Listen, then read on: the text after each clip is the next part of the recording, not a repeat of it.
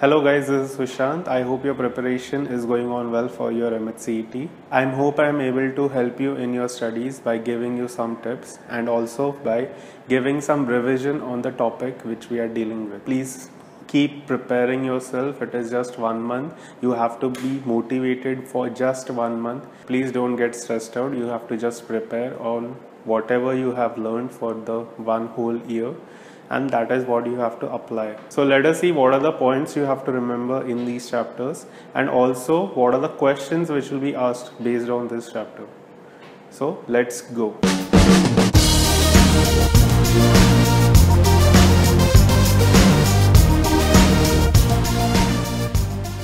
The first chapter which we are discussing is the probability distribution. Now you know that there are two types of random variables which we have to discuss. One which is called as a discrete random variable, that is DRV. The other one is the continuous random variable, which is the CRV. Now I am having this PMF which is defined for my DRV, which is the discrete random variable. My PMF is the probability mass function, which is basically the probability of the corresponding x value. So whatever is the value of x, for that corresponding whatever probability I am getting, that becomes my PMF. So Pi greater than 0 means the probabilities of the individual xi's should be greater than 0 and also less than 1.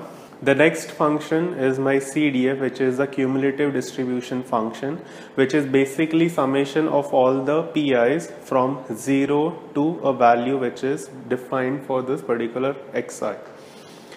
Next, we will be discussing for my continuous random variable. For continuous random variable, the probabilities are defined for using this function, which is f of x, which is called as my PDF, which is a probability density function. Then f of x will be greater than 0, again because it is basically indication of a probability. Then integration of f of x for the whole range of the real system, that is from -infinity to infinity, it should have the value as 1. Then we, just like we have a CDF over here, this thing is called as a distribution function. So the distribution function over here is also defined just in a same manner, that is probability of x less than x. So it will be all the values from -infinity to a value x. Then these are the properties which my distribution function has to satisfy. That is, it should be between 0 and 1, and my derivative of this function gives me the PDF. Now next is E of x, which is called as the expected value of x. So whenever you are having expected value of x, that also means that it is the average value of x.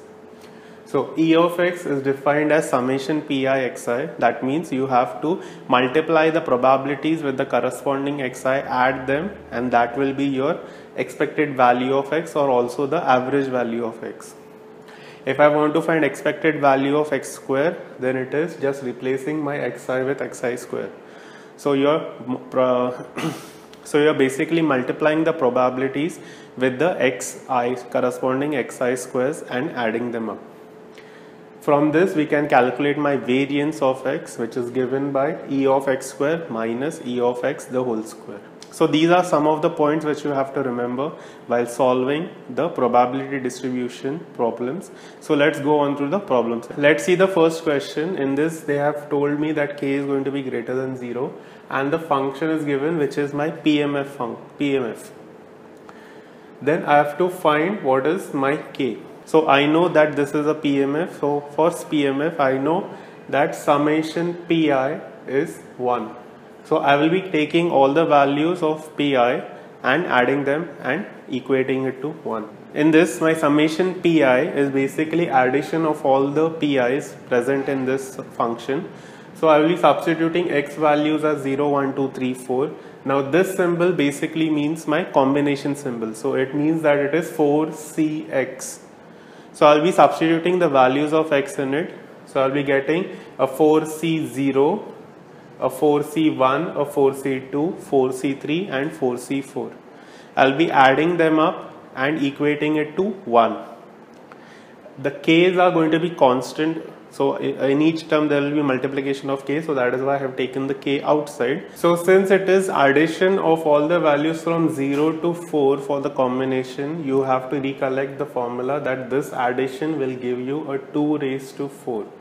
So if there are 5 terms, it will be 2 raised to 5 and all that. So my k into 2 raised to 4 is 1. So k is 1 by 16. So that is your option B. In the next problem, they have given me a CRV, that means a continuous random variable, and they have given me a PDF. Now for a CRV's PDF, I have a integration of f of x equals 1, that is going from minus infinity to infinity. You can see that f of x has been defined for different values, so you have to split the integration for different values. So you will be splitting up the integration from 0 to 1 and integration of ax. So it will be integration of 0 to 1 ax. So I can take the a common because there is a present in every term. So it is integral 0 to 1 of x dx plus integral 1 to 2 for a, but I have already taken the a common, so it will be just dx plus integral 2 to 3 of 3 minus x dx and plus 0, because otherwise it's defined as 0. So this thing should be equal to 1, so you have to find these three integrals. So for integral x, it is x square by 2. So x square by 2 for the values 1 to 0 will have the value 1 by 2. Plus this one is integration of dx, which gives you an x. So it is value for 2 and minus 1, because it is basically a definite integration. So you will have a 2 minus 1. Then for this particular value you have this 3. For 3 it will be x, and for x it will be 3 minus 2 minus this is x integral x, which is x square by 2. So that gives you a 3 square minus 2 square, that is 9 minus 4 by 2. This thing equals 1. So calculating all these values, we will have a into half plus 1 plus 3 minus this becomes a 5 by 2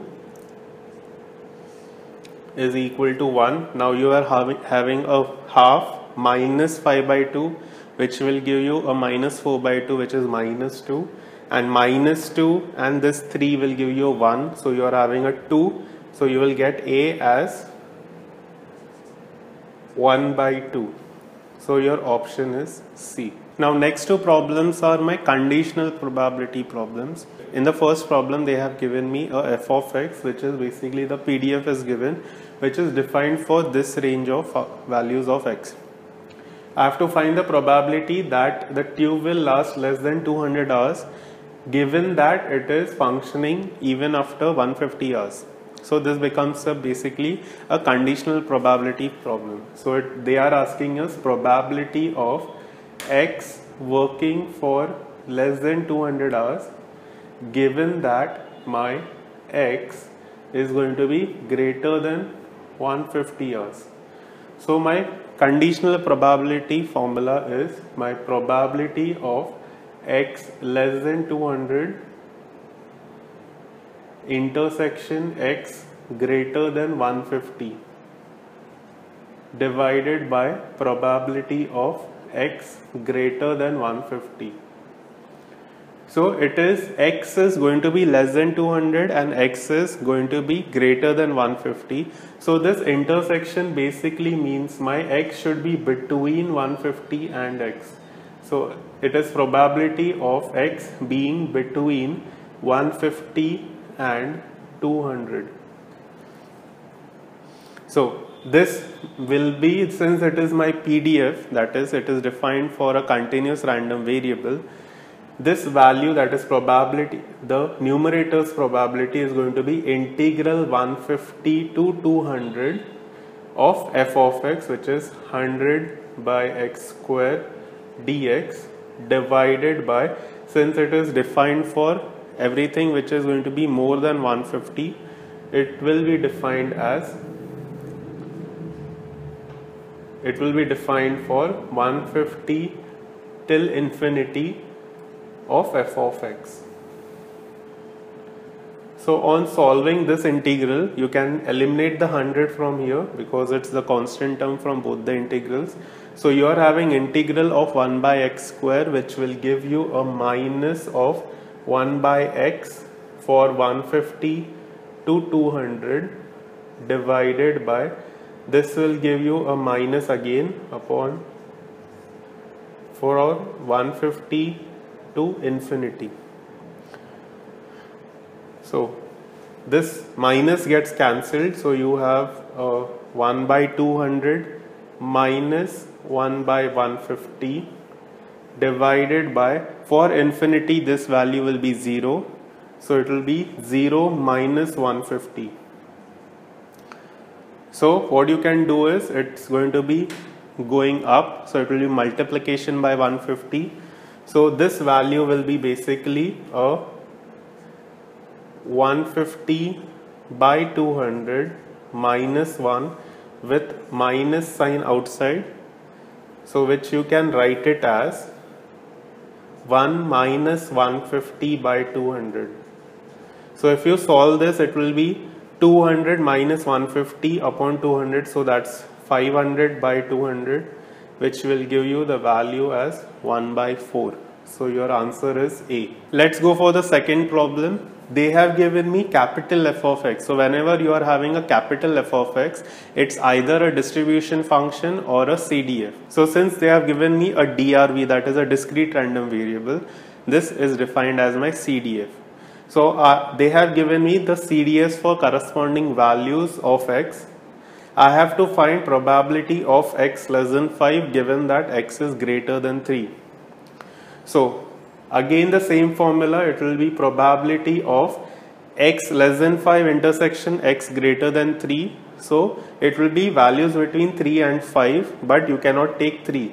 So it's probability of getting a 4 and a 5. So it's 4, 5 divided by probability of getting x greater than 3. So it will be values of probability of x taking the values between x taking the values 4, 5, 6. Since they have given me a CDF value, I have to find the corresponding PMF. So that will be calculated by taking the first value as it is and then subtracting the first value with the second value with the first value, and so on. So I will get for the second value, it will be 0.37 minus 0.2, I will get it as 0.17. To get for the 3, I will have to subtract 48 by 37 and so on. So now I have to just do the substitution. So I have to find probability of x equals 4. So for 4 it is 0.14 plus it is for 5. So for 5 it is 0.23 divided by, I will have for 4, 5, 6. So already 4, 5 is taken. So 0.14 plus 0.23 and for 6 it is 0.15. So I have to do just the addition of this. So this is 0.37 divided by 37 plus 0.15. So this gives me a 0.52 as the answer. So you have to basically now divide this, so you can eliminate the decimal part. So it is 37 by 52. So by simple calculation you can find the value that it comes out to be your C. In this question they have given me the PDF for a CRV, that is continuous random variable, and they have asked me the probability of mod x less than 1. Whenever you have a mod sign, then you have to define the function as such, that is, if it is greater than 0 then you will have it as x, if it is less than 0 then it will be a minus x. So same way, if I just apply over here, you have two conditions, that if it is positive then it will be less than 1, if it is negative then what you can do is you can just multiply throughout by minus 1, so you will get it as x greater than minus 1. So as a whole you will write it as minus 1 less than x less than 1. So basically my mod x less than 1 means that minus x is between minus 1 and 1. Now you have to find probability of this. So it will be basically integral of -1 to 1 of this function, that is x plus 2 upon 18 dx. So when you are taking the integral of this, so you will have the 1 by 18, which is the constant outside. Integral of x is x square by 2 plus 2x with the limits -1 and 1. So this function is my even function. So for 1 and -1, this particular value will be 0. For this particular, it will be twice. So your answer will be 4 for this. So 4 by 18. So that is going to be 2 by 9 as the answer. So your answer is B. Now in my binomial distribution, these are the couple of things which you have to know. Whenever you have a binomial distribution, it will always have a success and a failure, only two outcomes. So my P will be representing the probability of getting a success and Q is representing my probability of getting a failure. So since my P and Q, that is success and failure, are mutually exclusive, that is why I will have a P plus Q is equal to 1. N will be denoting the number of trials for which my binomial distribution has to be calculated. Then my formula for probability of getting my x, that is the random variable occurring for r time, that is you getting the success for r times, will be given by the formula NCR into P raised to r, that is a success probability raised to r, into Q raised to n minus r, that is a failure probability of n raised to r, where r can be between 0 and n. And my probabilities, since they are probabilities, P and Q should be between 0 and 1. So this is one of the ways, this is a way which we can denote that whether the random variable is following the binomial distribution or not. So you will have a x which will be following the binomial distribution with the n denoting the number of trials and P is the success probability. For this particular binomial distribution, we can define the mean of the random variable, that is x bar, which is given by n into P. It can also be denoted by mu, or it can be denoted by expectation of x. Next, the variance for this particular distribution will be given by the formula NPQ, which is also denoted by sigma x square. So where sigma x basically is the standard deviation. So if you want to find a standard deviation, it will be just root of NPQ. Next is my expected frequency. My expected frequency is given by the formula n into P of x equals r, that is probability of x giving you r, and n is the total number of trials which are being taken. Now if my P is equal to Q will be half, then in that case my probability at r will be having the formula 1 upon 2 raised to n NCR. So now let us see the problems which are related to this. So the first question, in that they have given me x is following a binomial distribution and they have given me expected value and the variance. So expected value, as you can recollect, it is nothing but the mean of a binomial distribution variable. So mean of a binomial distribution variable, that is x bar, will be having the value n into P. So NP is basically my 5. Now my variance is given as V of x, which is NPQ, which is 2.5. Now in this, if you just substitute NP, you will get it as 5Q is equal to 2.5. So you will get Q as 2.5 by 5, which is nothing but half. So since you are getting the Q as half, your P will also be half. So P is half, you have to calculate what is going to be your n. If you just substitute in this, you will get n by 2 is 5 and you will get n as 10. So your n is 10, P is half, so your option is A. So the next question is given to me as 6 fair dice are rolled and I have to find at least half of them should get at least 3. So here I have to first of all understand what is going to be my probability of getting a success. So you have to understand what is your probability of success. Now probability of success is given by this particular sentence, that is you should get at least 3 when you roll the die. You require at least 3, so that is possible when you are getting a 3 or a 4, 5 or a 6. So that is possible for 4 ways, and the total number of ways are 6. So this is the rolling of one die. You are getting P as 4 by 6. So your probability of getting a failure will be basically 2 by 6. So now you have to construct your binomial distribution. So your random variable is binomial with n as 6, and your probability is going to be 2 by 3. That is probability of success. So next you have to find what is going to be P of X at least 3. That means it should be greater than or equal to 3. So greater than or equal to 3 means it should be probability of getting X equals 3, 4, 5 or a 6.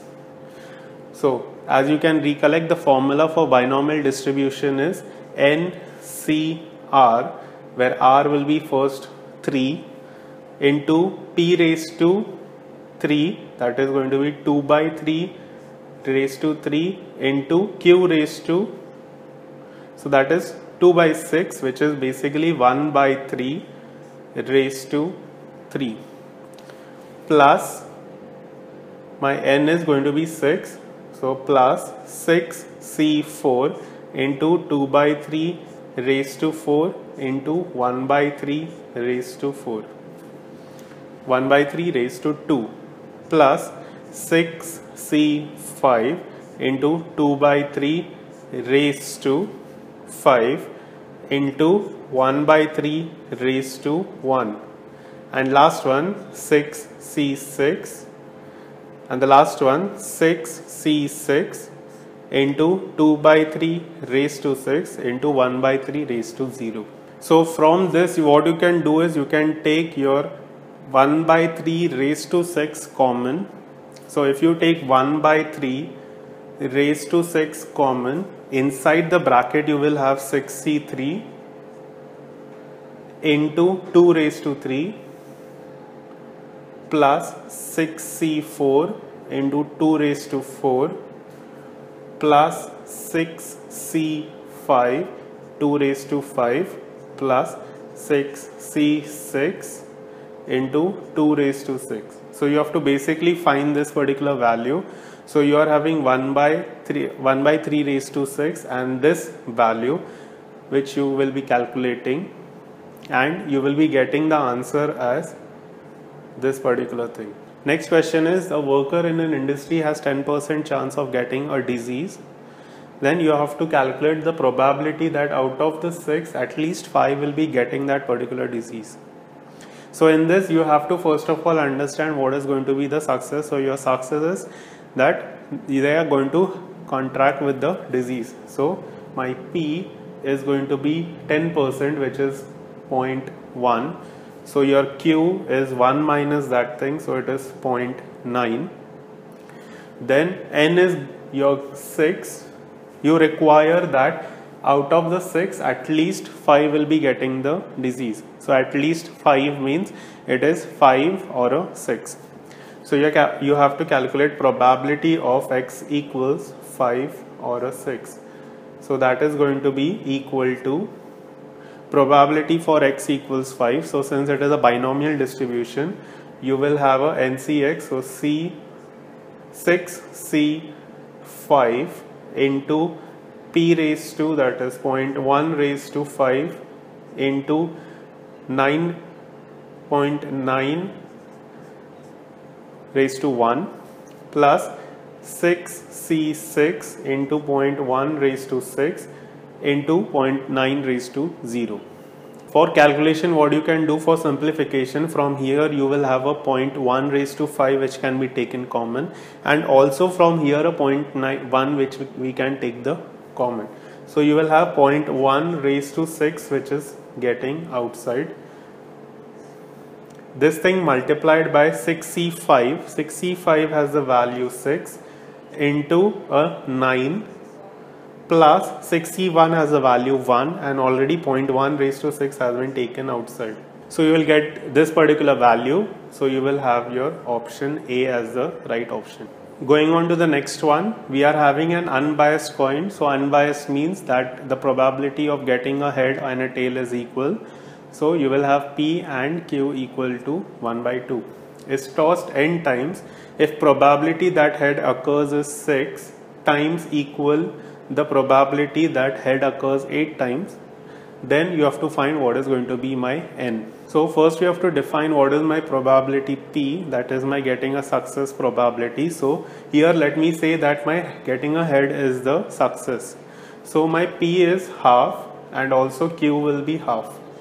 I have to find, I am given that the probability of getting head 6 times is equal to probability of getting a head 8 times. So that means my probability of x equals 6 is equal to probability of x equals 8. In this I don't know n, so I have to find that.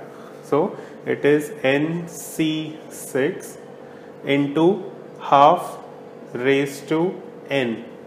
Because you know, since it is both the probabilities are equal, you can write it as 1 by 2 raised to n. This thing will be equal to NC8 into 1 by 2 raised to n. So the 1 by 2 can be cancelled from both the sides. So you will have NC6 is equal to NC8. So you can just apply your combination formula, that is n factorial divided by n minus 6 factorial into 6 factorial, which will be equal to n factorial upon n minus 8 factorial into 8 factorial. So your n gets cancelled out. So you will be remaining with n minus 6 factorial into 6 factorial will be equal to, now my n minus 6 I can write it as n minus 6 into n minus 7 into n minus 8 factorial. This thing will be equal to n minus 8 factorial into 8 factorial, which I can write it as 8 into 7 into 6 factorial.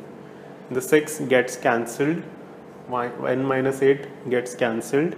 So you are having n minus 6 into n minus 7 is equal to 8 into 7. So you are having on this also, this side also so on this side also you are having a number which is in the descending order, and on this side also you are having a number, two numbers in the descending order. So basically your n minus 6 will be equal to 8 and n will be 8 plus 6, which will give you the answer as 14. So even if you consider this, that is n minus 7 will be 7, so you will get n is equal to 14. So just to simplify the calculation, we can just apply over here. So your option is basically B. So we are winding up with this particular session, that is for probability distribution and binomial distribution. The helpful tip in this, that you have to read the question at least 2-3 times to understand that question. Because in probability, if you are reading the sentence in a different way, the whole sense changes.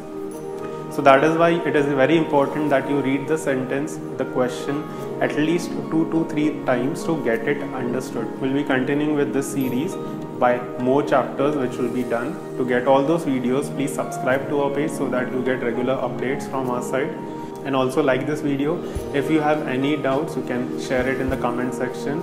You can also share how do you feel this particular series, so that it will be more inspiring for us to do more such things. Also share it with your friends so that they can also gain much from this, so they can also score. Also, if you have any helpful tips which you might have, you can share it in the comment below. If you want to get in touch with me, you can email me on my email address, which is given in the description below and also in the about page. So share, subscribe, like, and keep learning, keep watching, and happy learning. Bye.